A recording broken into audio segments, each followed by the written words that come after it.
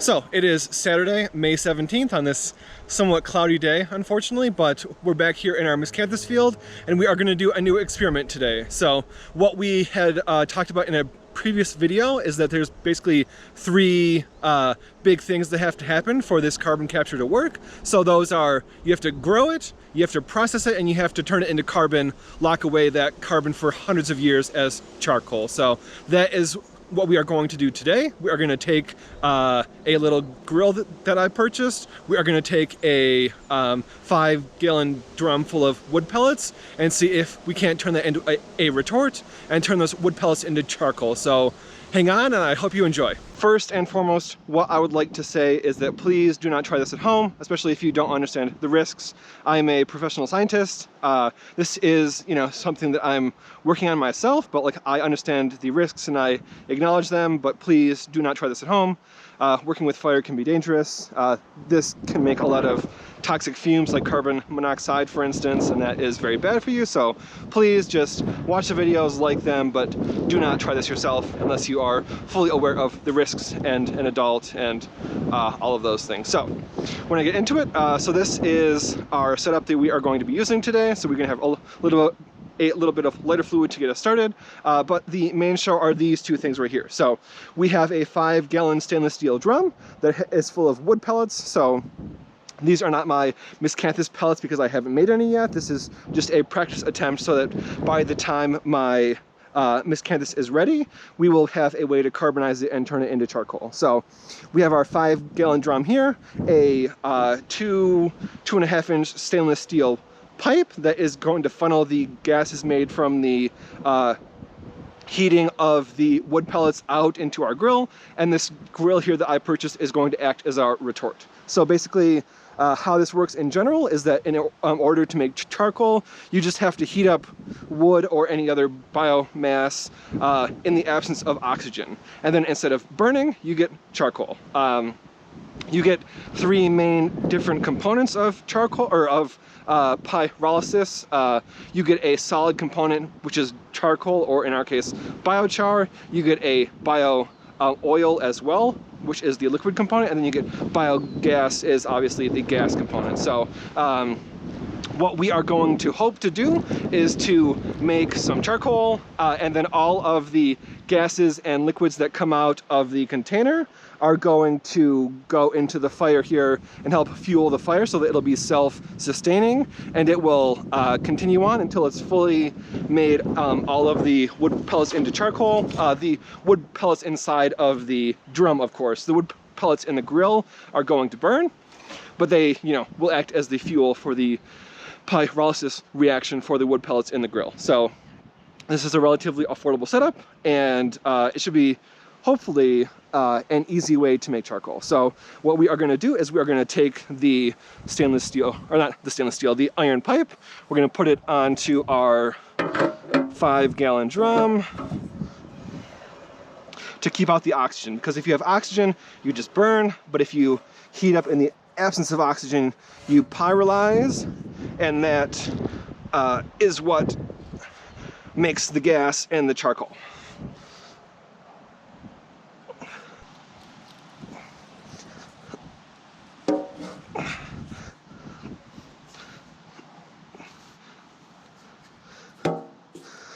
So, as you can see here, the pipe is fully inserted into the drum, so the only way that anything can escape out of the drum is to go through the pipe and exit either the holes or the end.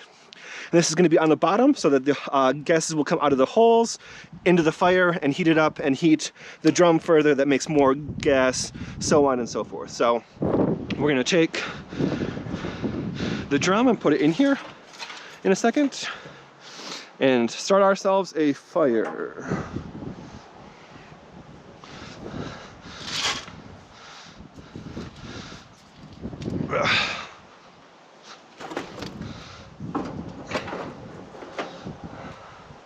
This is all charred because I tried this once before.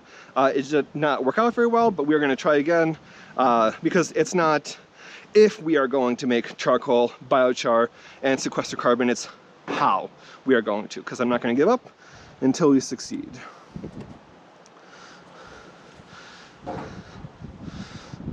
Actually, I may light it first, get the fire going, and then put the drum on afterwards. So we're gonna take a little bit of lighter fluid.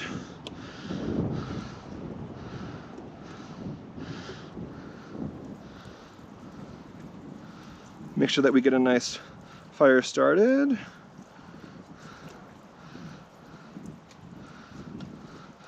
Okay.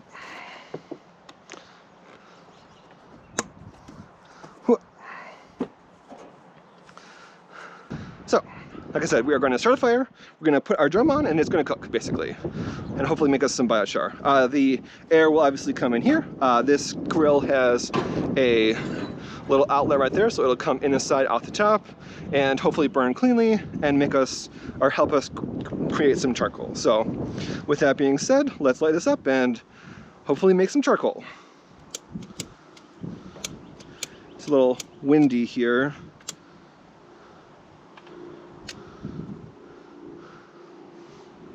Which does not help. You have to heat the charcoal or the wood pellets to about 500 degrees in order for them to start the chain reaction of pyrolysis. So the main thing I want to do here is not burn it out before we get where we want to go.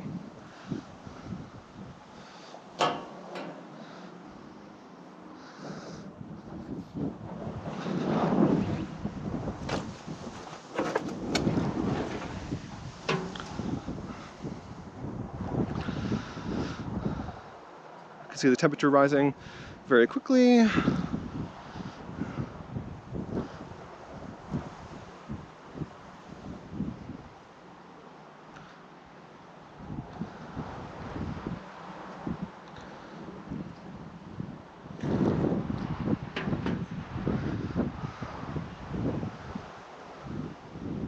So with that, I've done everything that I can do.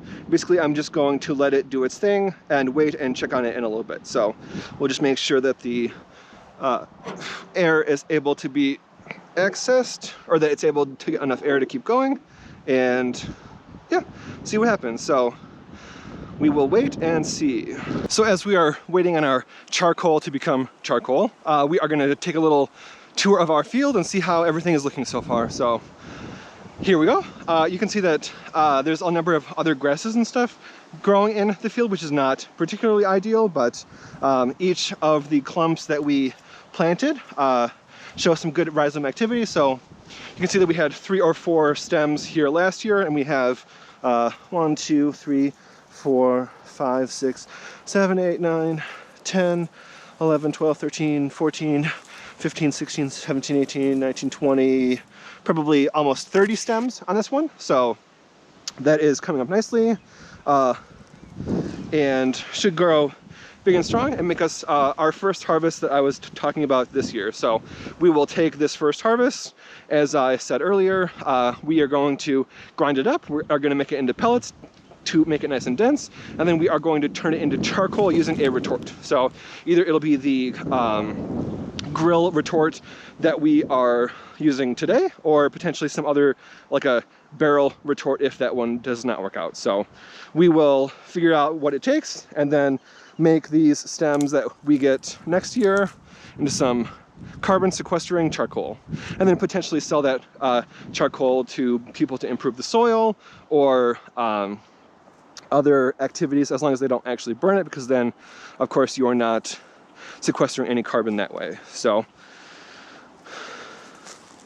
just taking a tour of the field, getting an idea of how everything is coming up. Once the stems that are coming up right now get a little bit longer, I mean significantly longer, in about 6 weeks to 8 weeks, we will cut them off, and then we are going to look, as I said earlier, with just burying cut off stems by themselves, as also we are going to look at water rooted stems and see how those compare to the straight stems themselves, and then also to the rhizomes that we propagated earlier. So everything looks like it's coming up pretty good. Even the ones that did not have a strong response last year have at least a few stems coming up, so that's a good thing. Like right here, some stems coming up. So we'll also fill in the gaps with some of the stem cuttings if there are obvious gaps after everything comes up this year. So we will get a nice healthy full field that we can then use hopefully next year to propagate stems on our potentially 5-ish acres of land that we either rent or purchase. So you can see there are some gaps in our field currently, but as I said, those will be filled with propagated samples, propagated miscanthus stems later this year.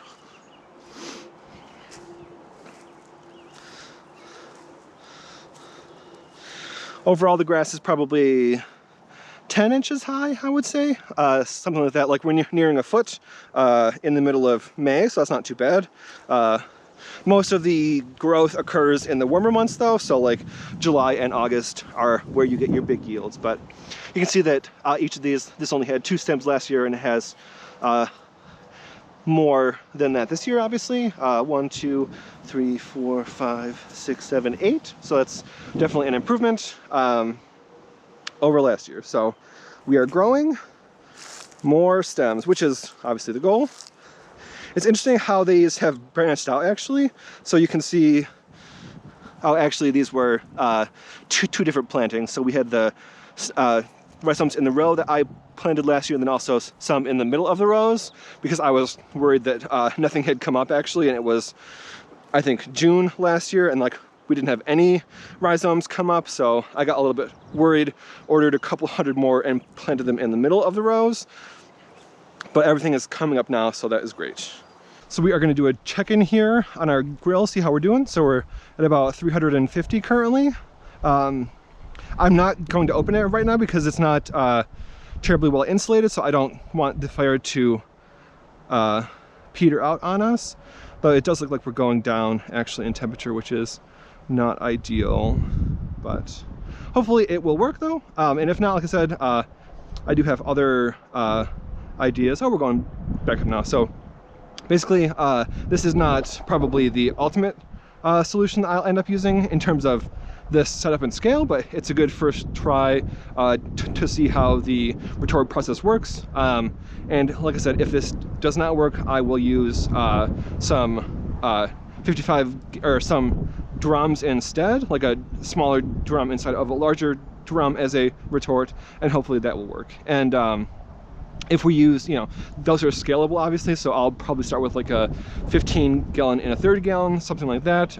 But you can scale up all the way to 55 and 110 potentially and get quite a large volume of carbonization. So we're gonna let this thing cook and see how it does in a little while. Hopefully, you know, start the carbonization process and make some charcoal. So we will check back in a little bit. So we've been going for about 2 hours now or so. So I'm just gonna do a quick check-in, see what the temperature is like before I leave it for the night. Oh, down to under 200 actually. So it's hopefully done. We'll check it in the morning after it's cooled off and just make sure that, or, you know, see what the charcoal looks like in the morning. So check back with me shortly. So we are back. It's been about probably 16 hours or more since the burning first started. We are gonna check on our charcoal and see, you know, how we did. So first thing we're gonna do is kill this little spider that's on the edge. Okay, so obviously we are down to the room temperature essentially. So we're gonna see what happened. So charcoal, nice and cool. So that's good. We're gonna take it down. See if we made some charcoal.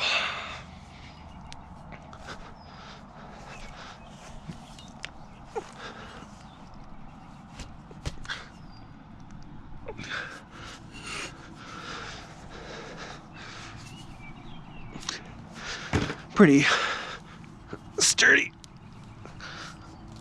on there.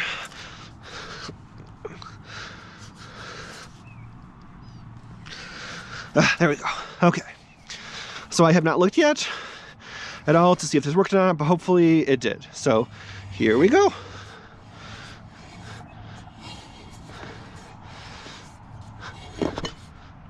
Ugh, that is not what I was hoping to see. Some char, obviously, but some uncharred as well. So I did bring a 5-gallon bucket here. We can pour it into, get an idea for what the relative quantity is of the charred to the uncharred. That's not looking like a very good sign.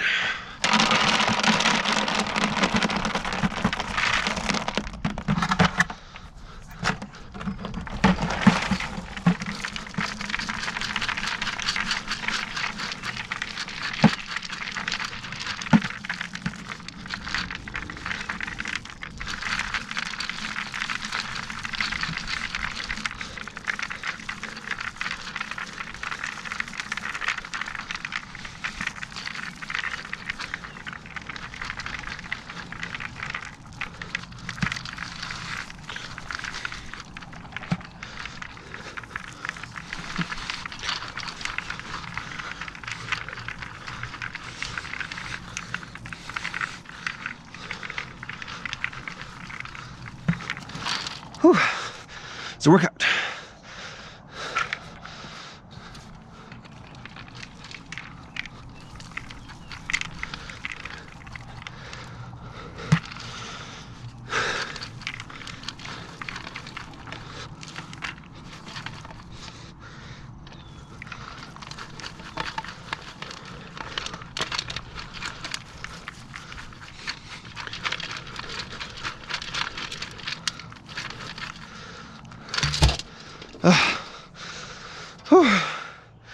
That's quite a workout. Somehow there's a lot more in this 5-gallon drum than fits in a 5-gallon bucket. So why that is, I'm not entirely sure, but we'll get out as much as we can.